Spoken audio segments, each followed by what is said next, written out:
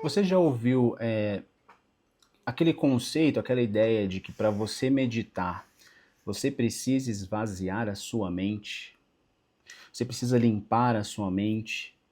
Ou também aquela ideia de que se você não consegue não ter pensamentos, não é possível meditar.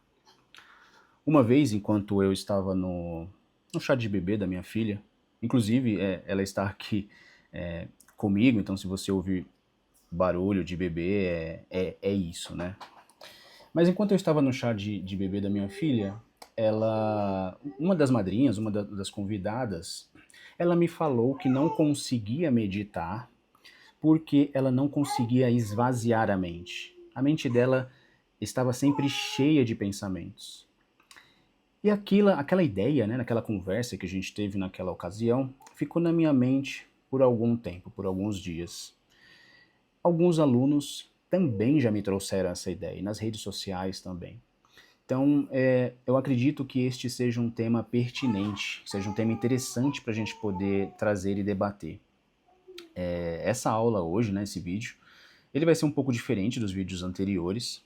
Eu vou procurar dar aqui mais uma espécie de contexto para o que é e como surgiu essa ideia de esvaziar a mente. Quando isso começou a surgir e como isso ficou impregnado na nossa cultura, fazendo com que algumas pessoas entendam que para meditar você precise realmente esvaziar a sua mente e, de certa forma, isso acaba afastando essas pessoas, isso acaba frustrando elas. Porque, como nós vamos ver aqui no vídeo, nós vamos entender um pouco isso, talvez esse conceito de esvaziar a mente seja equivocado e tenha trazido mais problemas do que realmente deveria para a prática de meditação, para pessoas que se interessem pela meditação. Bom, vamos começar. Você acredita que para meditar precisa esvaziar completamente a mente? Eu fiz uma pesquisa esses dias nas minhas redes sociais e as respostas elas foram as mais variadas possíveis. Tinham pessoas que acreditavam que precisava esvaziar, tinham pessoas que acreditavam que não precisava esvaziar, mas não sabiam explicar muito bem o que era meditação. Esse mito, ele foi bastante difundido, né? Esse mito de esvaziar a mente, ele foi bastante difundido.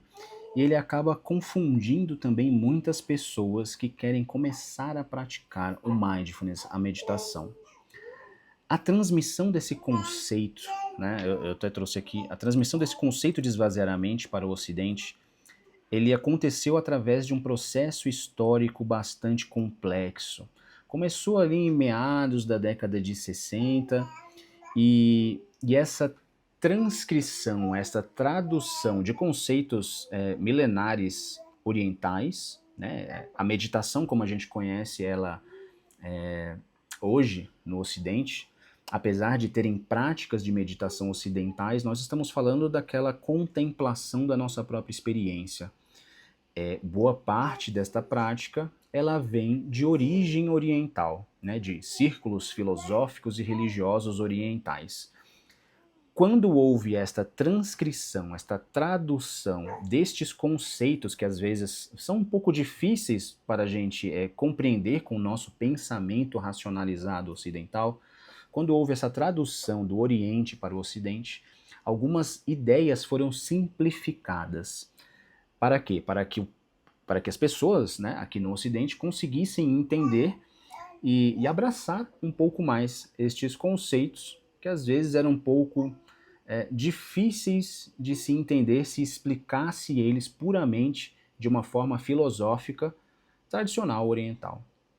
Então, este processo de tradução destes termos fez com que algumas ideias fossem começassem a se alastrar dentro da nossa cultura, dentro da nossa mente coletiva, nós podemos dizer assim, e uma delas, certamente, foi a de que para você meditar é necessário que você esvazie a sua mente.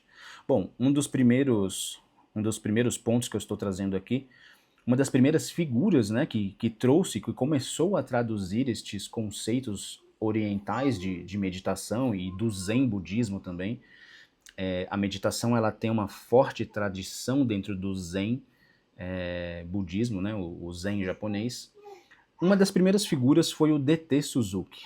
O D.T. Suzuki, ele era um japonês e ele foi um dos grandes responsáveis por traduzir grande parte desta ideia do Zen, incluindo a meditação, para o Ocidente. Traduziu muitos artigos, muitos textos tradicionais para, principalmente o inglês americano. E este processo de tradução, ele se deu de uma forma excessivamente intelectualizada. Por que ele aconteceu desta forma intelectualizada? Porque o nosso pensamento ocidental, ele funciona desta forma. Nós conseguimos entender as coisas através de estruturas e nós temos uma tendência a intelectualizar, a racionalizar bastantes conceitos.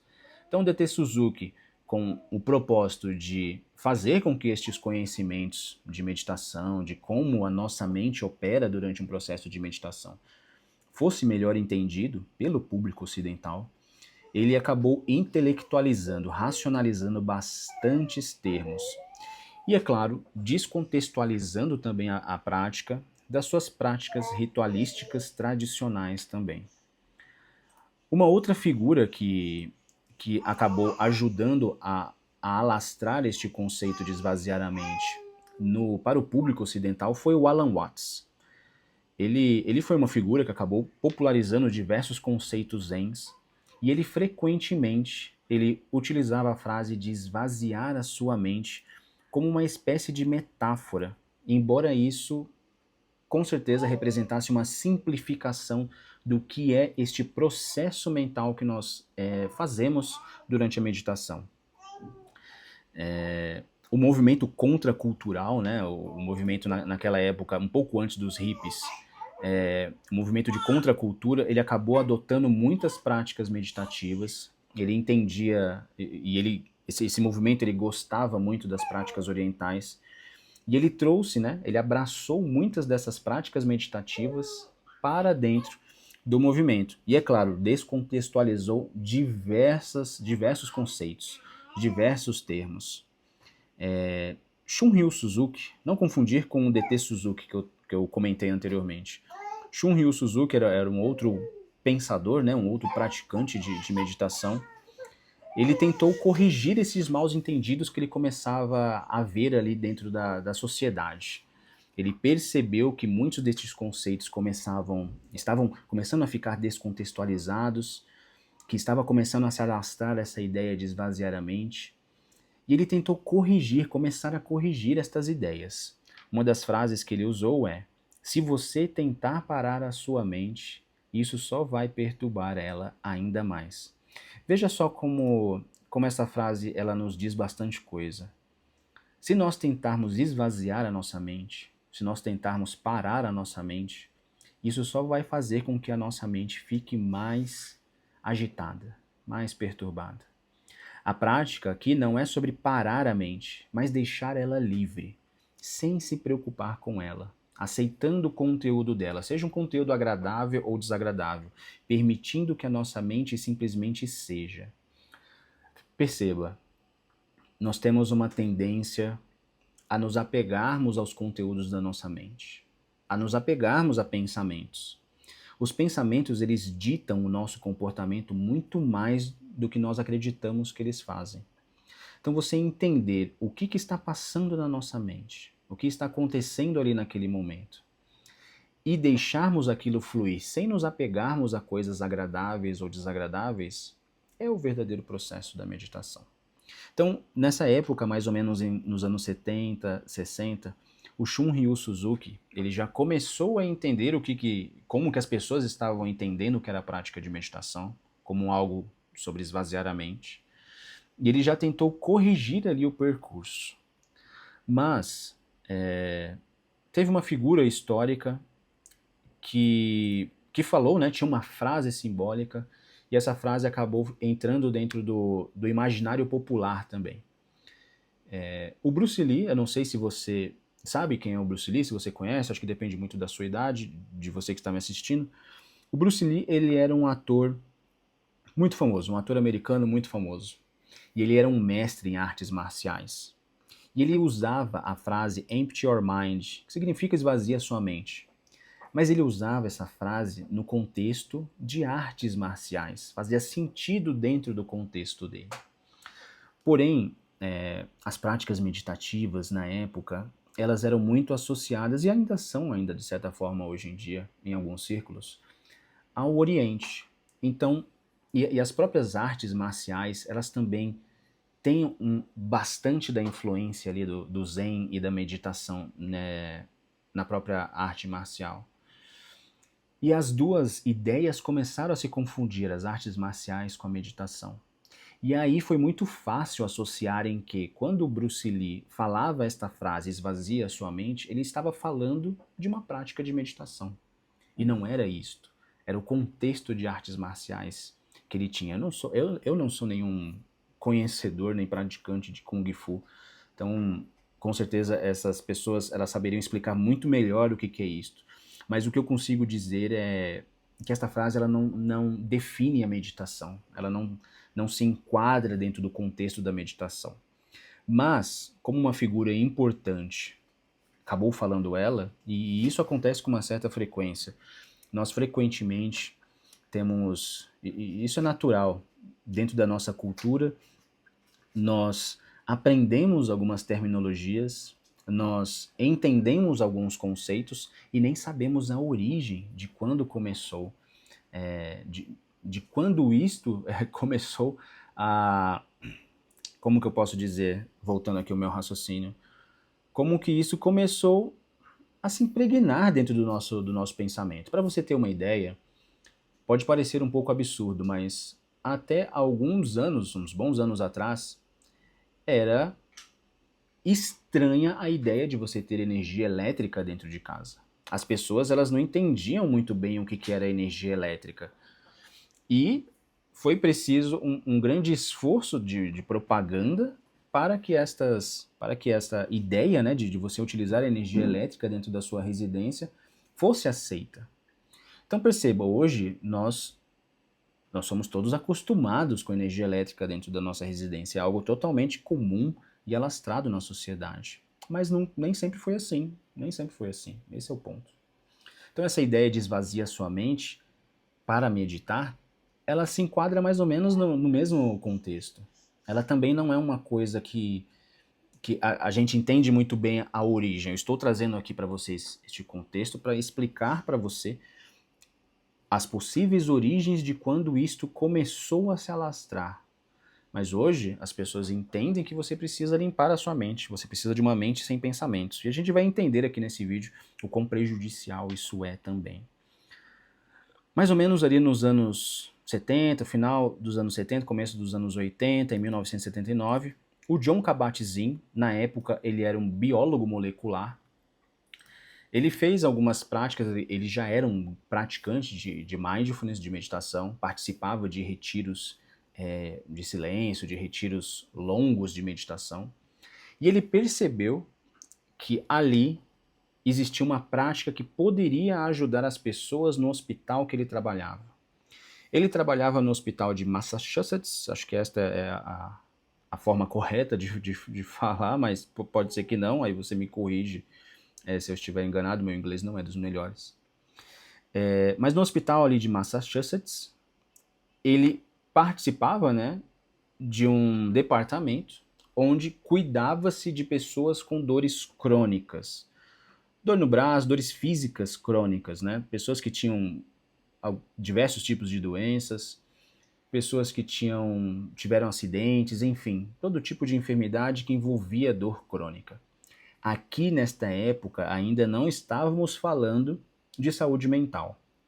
Isto veio mais para frente, ali na década de 80 e 90, com as ideias né, com já a transformação desse programa que começou ali com o Kabat-Zinn e se transformou em algo para se tratar recaídas de depressão. Que aí já foi com Williams, com Teasdale e com Segal na criação do MBCT, que é onde eu principalmente derivo todo o meu trabalho, né? Todo o meu trabalho é baseado em evidências retiradas de dentro do MBCT, da terapia cognitiva baseada em mindfulness.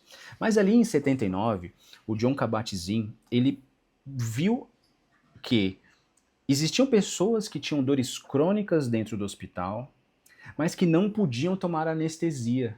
Elas não poderiam tomar anestesia para aliviar as suas dores. E o que ele fez? Ele pegou os conceitos dos retiros de meditação que ele participava, retirou, é claro, toda a carga religiosa e filosófica da coisa, transformou e empacotou em um programa de 8 semanas que deu origem à clínica de redução de estresse baseada em mindfulness. É a origem ali do MBSR, que são as práticas de mindfulness com foco em redução de estresse. É claro, na época com foco de redução de estresse e principalmente para o alívio de dores crônicas. E foi um sucesso.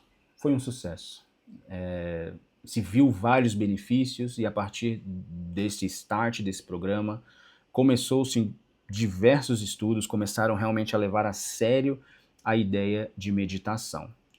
Retirou toda aquela coisa da contracultura, dos hippies, aquela coisa espiritual. Nada contra, tá? Nada contra, mas a partir daquele momento de 79, começou-se a ver a meditação mindfulness com outros olhos, com um teor científico em cima dela. E de lá para cá, a coisa só aumentou. Recentemente, acho que nessa semana, eu estava vendo alguns artigos mais recentes, de 2022 para cá, sobre como a prática de mindfulness, né, empacotada nestes programas de 8 semanas, elas ajudam em diversas enfermidades, em diversos problemas psicológicos, físicos.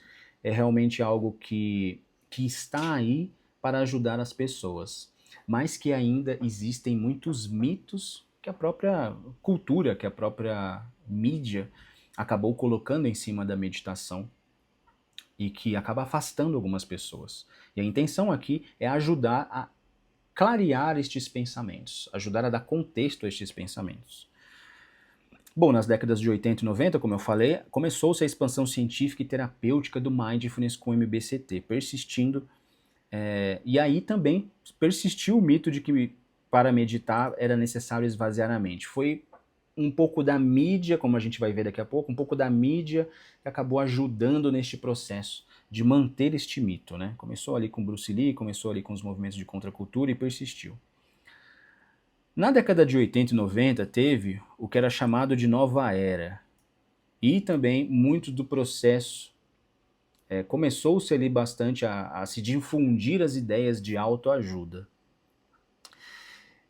Estas duas coisas, tanto a Nova Era com os seus pensamentos, a Nova Era era quase que uma mistura, né? Era uma espécie de ecumenismo, onde eles misturavam várias práticas espirituais, colocavam tudo dentro de um caldeirão e transformavam aquilo em uma prática individual. Era uma grande mistura de elementos ali. Este evento e também a propagação dos processos de autoajuda fizeram com que as práticas meditativas tradicionais, como, por exemplo, e essas ideias de limpar a mente, livrar-se dos pensamentos negativos, elas fossem impregnadas ali dentro do imaginário popular também.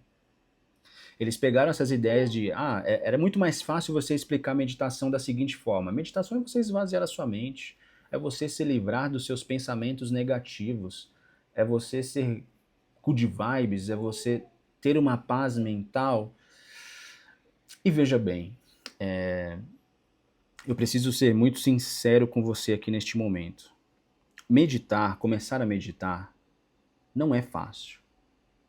Realmente não é fácil. Exige uma certa dedicação. Eu mesmo já estou há mais de 10 anos realizando práticas meditativas no meu individual, no meu pessoal, e cada dia a gente aprende uma coisa nova. Todos os dias a gente aprende uma coisa nova, porque a nossa mente ela muda a cada dia. A nossa mente ela é diferente a cada dia. O importante aqui é você perceber que ela é uma prática que vai exigir uma certa disciplina. Ela não envolve um certo esforço em você esvaziar a sua mente ou em você livrar-se de pensamentos negativos. Ela exige um esforço em você estar no seu momento presente, em você estar com os seus pensamentos, sejam eles quais forem, sejam agradáveis ou desagradáveis. Perceba, o T.S. Dale, o Seagal e o Williams, no livro deles, na obra deles do MBCT, eles falam que eles trazem um conceito do modo fazer. Teasdale, depois, no livro que acontece em Mindfulness, ele explora muito melhor esta ideia do modo fazer, que ele chama de processamento conceitual, dentro dos ICS, os subsistemas interativos cognitivos. Mas isso é um termo técnico, né? A gente pode trabalhar isso em uma outra aula, se você tiver interesse, claro. Você pode escrever aqui nos comentários o que você deseja ver nas aulas também. Mas voltando à linha de raciocínio, o pessoal do MBCT, os psicólogos que criaram o MBCT, eles falavam que o modo fazer ele funcionava da seguinte forma: eu tenho o meu estado atual e eu tenho o meu estado desejado. O meu estado atual é um estado onde eu tenho, por exemplo, pensamentos negativos, eu tenho ansiedade, eu tenho alguma tristeza, enfim, eu tenho algum sentimento que não está legal, que eu não gosto muito dele. E aí o meu estado desejado é aquele estado livre destes pensamentos negativos, livre desta ansiedade. Mas você percebe que no meu estado atual, no meu presente, eu não tenho aquele meu eu livre destes pensamentos negativos, livre desta ansiedade. Eu quero atingir aquilo. Só que o que acontece? Este tipo de pensamento, que a gente chama de modo fazer, inclusive tem um vídeo onde eu falo bastante sobre o que é o modo fazer, eu vou deixar aqui na descrição, mas só fazendo um resumo bem breve. Esta ideia do modo fazer, ela é muito útil quando a gente fala de coisas concretas aqui do lado de fora. Quando, por exemplo, eu preciso colocar uma prateleira na parede da minha casa, quando eu preciso limpar o carro, fazer compras, eu coloco um objetivo na minha mente, eu vou atrás deste objetivo e eu conquisto ele, eu realizo este objetivo. Mas quando a gente traz isso para dentro da nossa experiência interna, e o que é a nossa experiência interna? São os nossos pensamentos, as nossas emoções, as nossas sensações. Não funciona muito bem assim. Talvez você já tenha tido esta experiência onde você tem um pico ali de ansiedade, de estresse, e você olha para você e fala: eu não quero sentir isso, eu não quero sentir esta ansiedade, eu não quero sentir esta tristeza. E aquilo faz com que você sinta aquilo cada vez mais. Aquela vontade de não sentir faz com que a sua ansiedade e o seu estresse fiquem cada vez mais fortes. Provavelmente a sua experiência é assim, porque é assim que a nossa mente funciona. Quanto mais eu tento repelir, quanto mais aversão eu tenho àquela coisa negativa que está na minha mente, mais ela fica dentro de mim. Mais eu tenho ela, mais ela fica forte. E paradoxalmente, quando eu consigo estar ali com a minha experiência como ela realmente é, quando eu consigo estar ali vendo os meus pensamentos como eles são, deixando eles fluírem como um rio flui naturalmente. Eu não preciso parar a água, não preciso tentar parar a água. É impossível. Quanto mais eu estou com os meus pensamentos, paradoxalmente, menor é o efeito da ansiedade e do estresse sobre o nosso corpo, sobre a nossa mente. Este é o grande ponto em que se livrar-se desses pensamentos negativos traz mais malefícios do que algo benéfico. Quanto mais eu tento me livrar do pensamento negativo, mais o pensamento negativo está em mim. Resumindo a linha de raciocínio que eu quero seguir. É isso que acontece.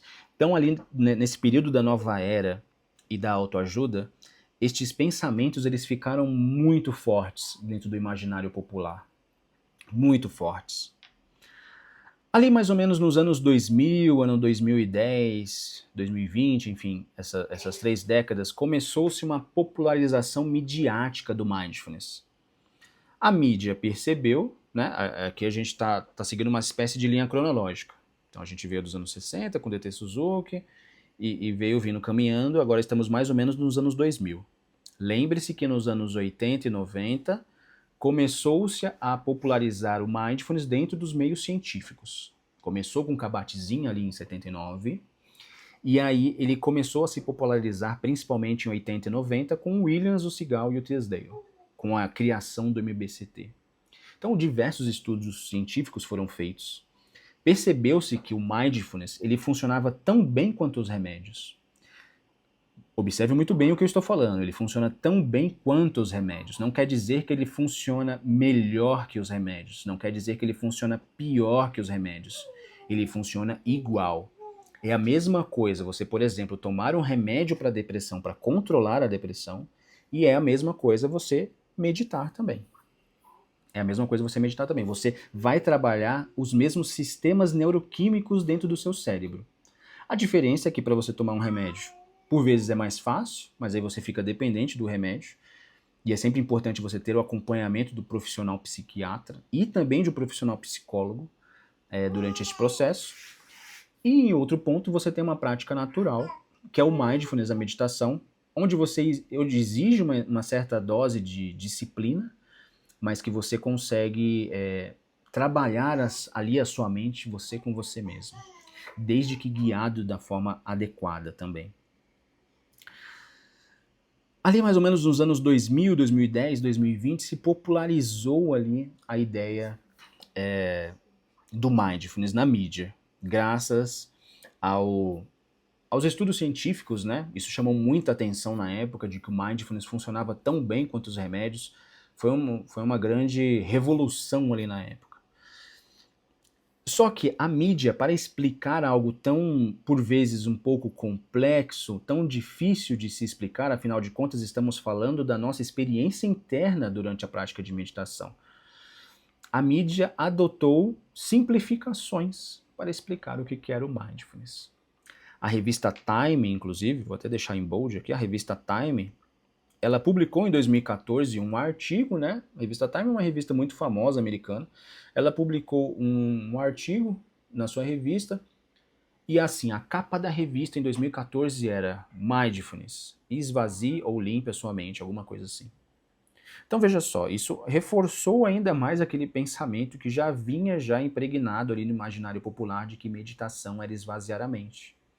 E as pessoas associaram cada vez mais meditar com esvaziar a sua mente, buscar uma paz mental, limpar a sua mente de pensamentos negativos, sendo que a prática, o objetivo dela não é esse.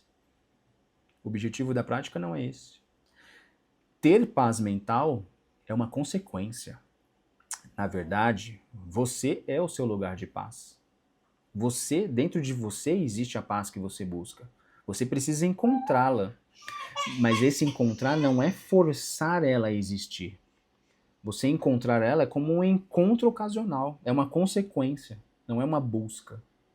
Porque tudo que a gente busca, quando a gente fala da nossa experiência interna, tudo que a gente busca com essa intensidade, a gente dificilmente consegue conquistar. Dificilmente a gente consegue conquistar. O que a gente precisa aprender é a lidar com a nossa experiência como ela é, no momento presente, enquanto ela se desenrola, enquanto ela acontece. Então essa popularização que a mídia trouxe do mindfulness acabou prejudicando ainda mais esse entendimento de que meditação é esvaziar a sua mente. E por que esse mito se tornou tão popular no imaginário popular, né? Por que esse mito se tornou tão popular? Bom, a simplificação midiática, como eu falei aqui, né? Filmes, o próprio Bruce Lee lá atrás, mas em diversos outros filmes, era muito fácil você explicar a meditação como esvaziar a sua mente. Então isso começou a ficar cada vez mais corrente ali na cultura. Há também uma espécie de ansiedade moderna, ou seja, nós, principalmente ali depois do advento ali da internet, a gente busca soluções muito rápidas ali para o estresse e para a ansiedade. A gente tem nós vivemos num estilo de vida muito ansioso. Nós ficamos ali horas e horas rolando o feed, nós colhemos informações, nós temos as informações, até me desculpe que minha filha estava chorando, que agora a minha linha de raciocínio acaba se afetando um pouco, mas tudo bem, vamos voltar. Nós ficamos ali horas e horas rolando ali no feed, seja do Instagram, do TikTok, da rede social da sua preferência. E a gente sempre quer informação o mais rápido possível. A gente sempre quer informação o mais rápido possível. Isso nos deixou muito ansiosos. Existem estudos que falam isso, que nós ficamos mais ansiosos por conta disso. E aí, quando nós temos esta ansiedade, e se nós temos informação sempre a um palmo de distância, nós queremos também resolver os nossos problemas internos de forma rápida. Nós queremos resolver os nossos problemas internos, como por exemplo a ansiedade, da forma mais rápida possível. Mas isso não é possível. Exige um certo esforço, não existe uma solução rápida e instantânea. Mas as pessoas começaram a buscar um silêncio mental instantâneo. Eu quero silenciar a minha mente, porque a minha mente está cheia de informação, porque a minha mente está cheia de conteúdo, eu não consigo processar essas ideias. Isso é um problema muito contemporâneo, isso é um problema muito atual. Existem estudos que falam muito disso. Então as pessoas, esse mito, né, de esvaziar a mente se tornou muito popular porque as pessoas buscaram a meditação como uma forma de silenciar a sua mente, sendo que não é este o objetivo.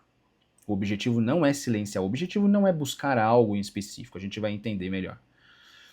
Uma falta de orientação adequada de alguns instrutores e a falta de instrutores experientes, principalmente nos protocolos MBSR, MBCT, estes protocolos mais estruturados aqui para o nosso pensamento ocidental, fizeram com que a prática de meditação ela fosse difundida também de uma forma errada.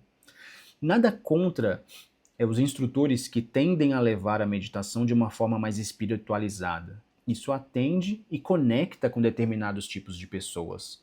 Mas, perceba, nós não podemos nichar, nós não podemos reduzir a prática de meditação simplesmente ao contexto espiritual. Ela é muito maior do que o contexto espiritual. Ela realmente nos ajuda a viver melhor. Ela nos ajuda a entender melhor quem nós somos.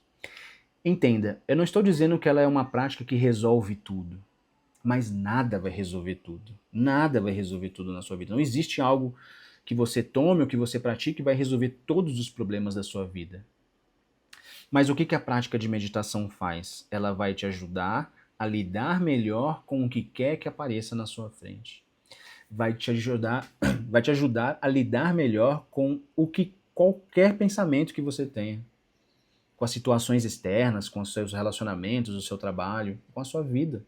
Vai te ajudar a navegar melhor na sua vida. E, consequentemente, é claro, as pequenas mudanças vão se tornando em grandes mudanças e você vai perceber que a sua vida começa a mudar. Então, assim, há também uma idealização romântica na nossa cultura ocidental de que o meditador ele tem uma mente silenciosa.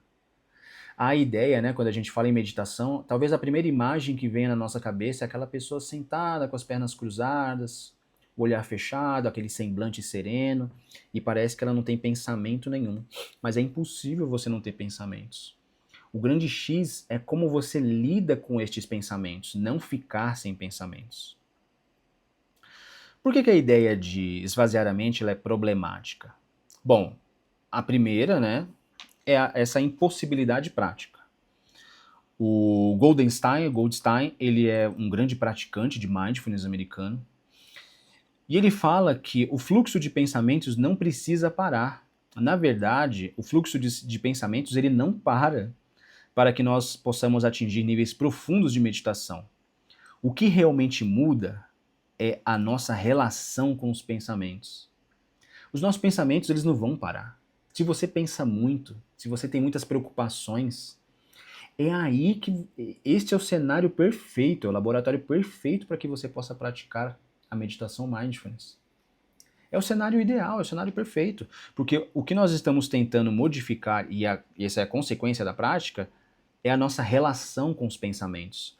Eles passam a deixar de dominar a nossa vida, a gente passa a deixar de viver no piloto automático e a viver com muito mais consciência.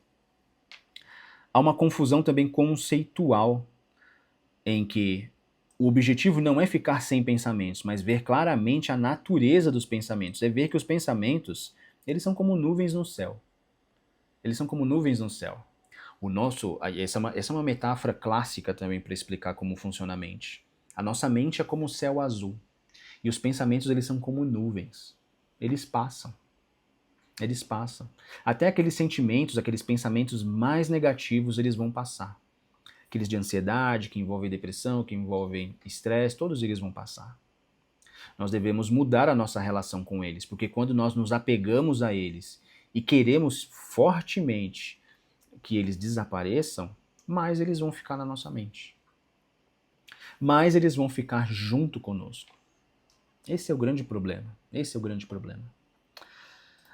O que alguns mestres tradicionais falam sobre meditação? O que os mestres tradicionais falam? Bom, eu trouxe aqui 3 mestres tradicionais, mestres tanto da linhagem do Zen quanto da linhagem do Chan. Essas terminologias, elas podem parecer confusas para você, mas você não precisa se apegar a elas. Aqui são professores, praticantes de meditação, dentro dos seus círculos filosóficos e religiosos, mas que, se nós irmos direto na fonte, direto no Oriente, entender agora em 2025, né, que é quando eu estou gravando esse vídeo, não sei quando você vai estar vendo, mas eu estou gravando aqui em 2025, é vir agora aqui na fonte, ou melhor, desculpa, é ir na fonte, trazer agora para o nosso pensamento ocidental muito mais estruturado do que a prática de meditação, com traduções mais fiéis e melhores, e entender o que eles queriam dizer com isso. Por exemplo, aqui o Dogen, ele fala que estudar o caminho do Buda é estudar o eu. E aqui a gente não está falando de budismo propriamente dito, tá? A gente está falando de estudar o caminho mesmo de meditação. A gente não precisa associar a meditação a uma religião, mas a religião budista, né, principalmente a filosofia budista, ela tem muito a nos ensinar sobre como realmente realizar a prática de meditação. Então, se você quer se aprofundar bastante na história, no contexto, é legal você aprender com estes mestres que praticam há muito mais tempo do que nós. Ele diz aqui que estudar o eu é esquecer o eu. Esquecer o eu é ser despertado por todas as coisas. O Thich Nhat Hanh, já um monge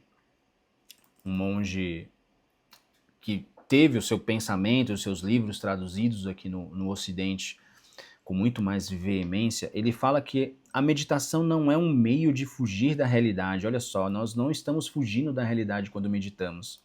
Ela é uma maneira de estar plenamente presente na realidade.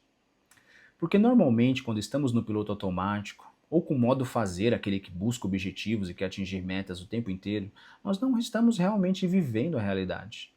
Nós estamos aí sim fugindo dela. A nossa mente tem esse hábito de querer fugir do que quer que esteja acontecendo, mas é na realidade que você encontra a sua verdadeira paz. Você é o seu lugar de paz.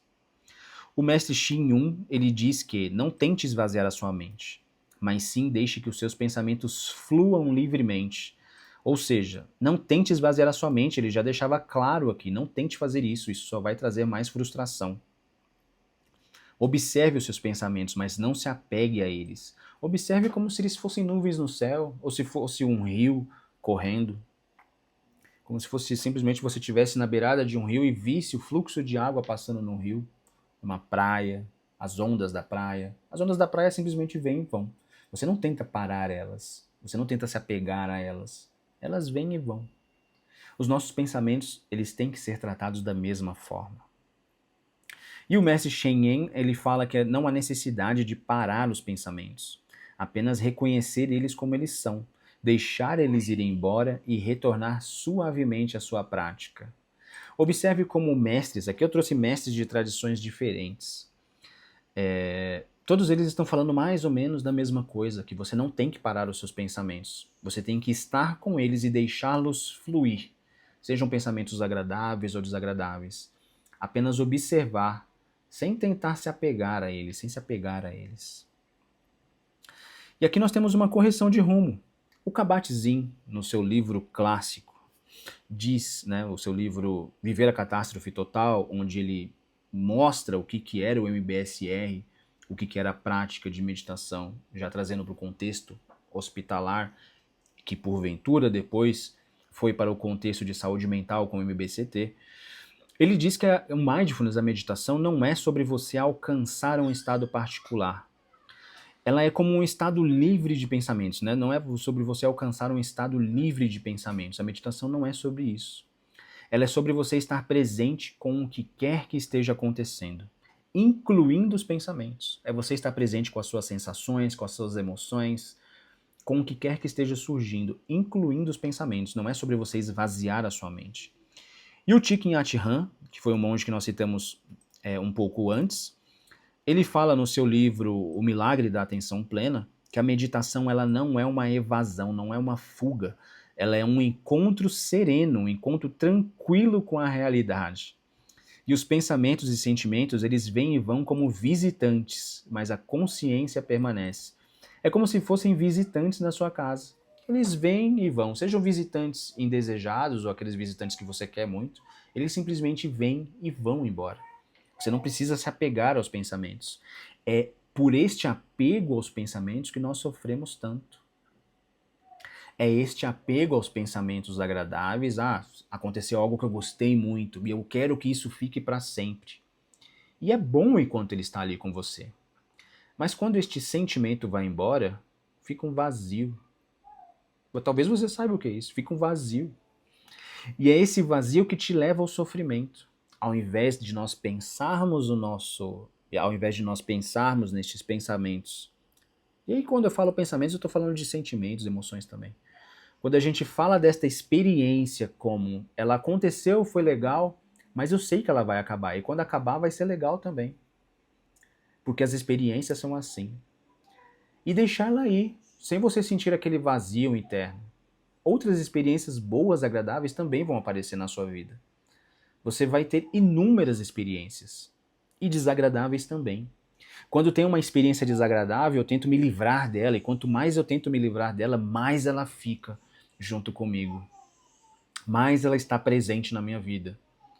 Então, olha só que curioso. Quando tem algo agradável que está acontecendo comigo, um sentimento, uma emoção agradável que está acontecendo comigo, eu não quero que ela vá embora.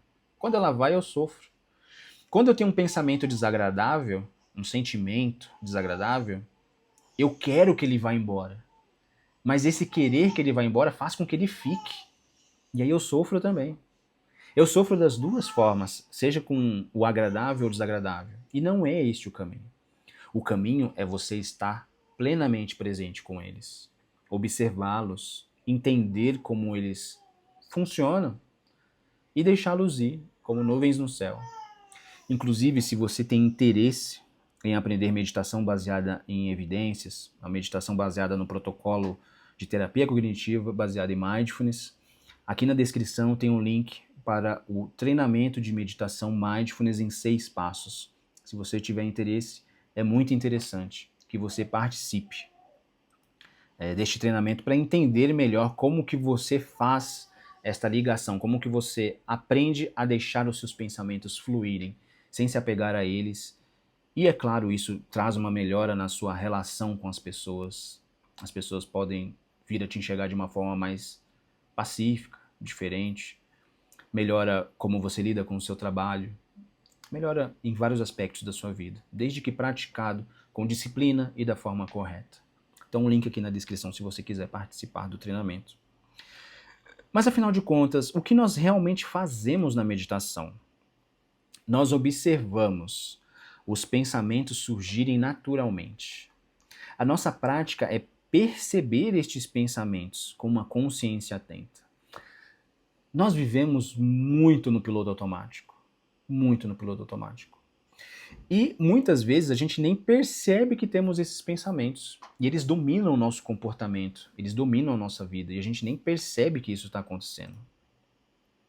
Se você está gostando do vídeo, comenta aqui embaixo o que você está achando, se você tem alguma dúvida. Vamos aumentar aqui a nossa comunidade, vamos debater sobre o que realmente você acha da meditação, como que ela ajuda a sua vida e quais dúvidas você tem.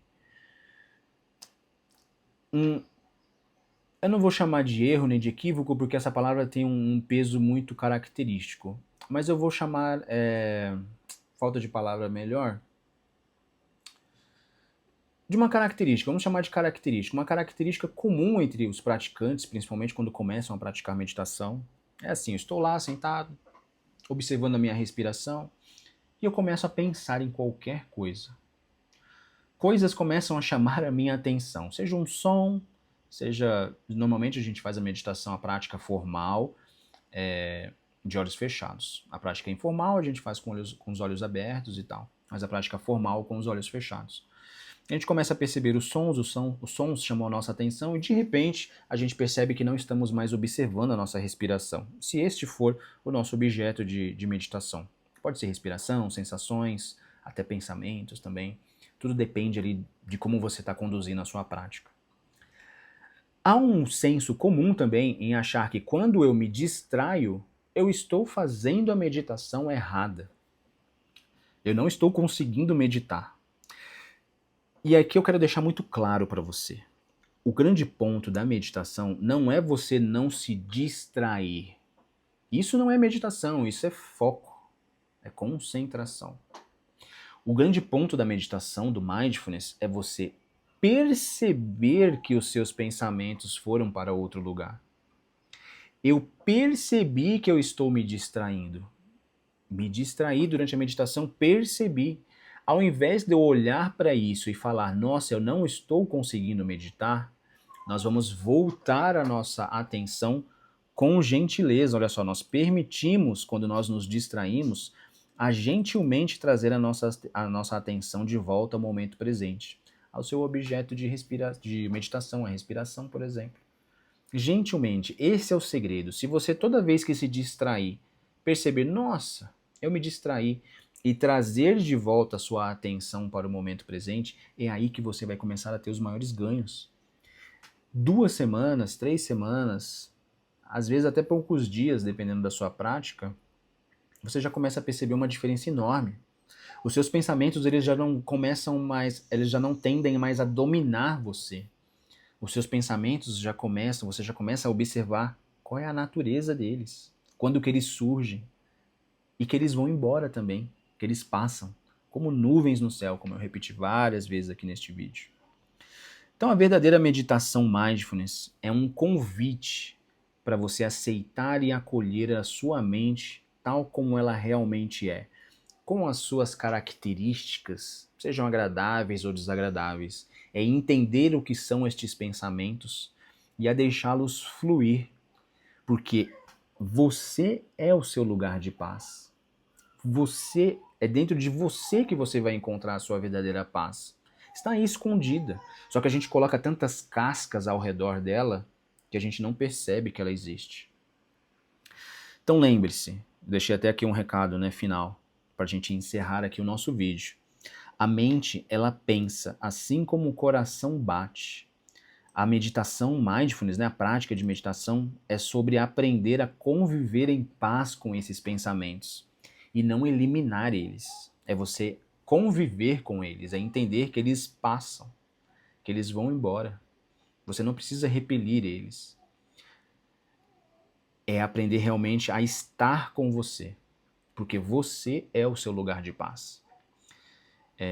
Eu espero que este vídeo tenha feito sentido para você. Eu acredito que vale muito a pena a gente trazer contexto para a história do mindfulness, para a história da meditação aqui no Ocidente, a trazer um conteúdo um pouco mais, talvez complexo, mas que eu tenho certeza que você vai conseguir entender tudo isso que eu tentei explicar aqui no vídeo para você. Se você tem alguma dúvida, deixa aqui nos comentários. Você também pode me procurar nas redes sociais. Eu sou super acessível para que a gente possa conversar sobre a prática e tirar as suas dúvidas. Se você tem interesse aqui no treinamento de Mindfulness em 6 passos, o link está aqui na descrição, onde a gente explora com muito mais detalhes tudo isso que eu estou trazendo aqui. Se você acredita também que alguém pode se beneficiar deste vídeo, compartilhe com a pessoa. Tenho certeza que você vai estar ajudando ela de alguma forma e vai estar me ajudando também a compartilhar cada vez mais este conhecimento. Tudo bem? Então eu vou ficando por aqui e até a próxima aula. Um forte abraço e até mais.